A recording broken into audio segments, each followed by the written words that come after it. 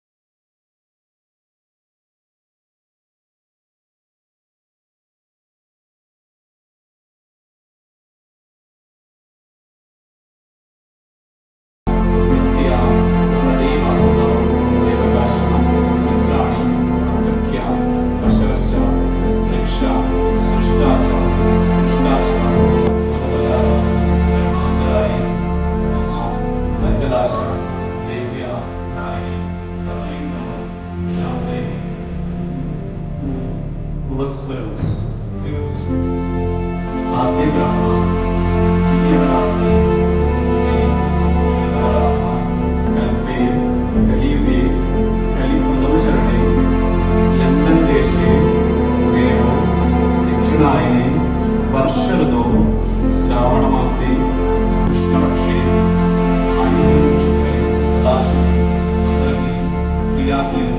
भक्तिः ईश्वर सर्वा क्षमस्व पादे भक्तिया पितृ ओम यारिकानि पापानि चिन्तानि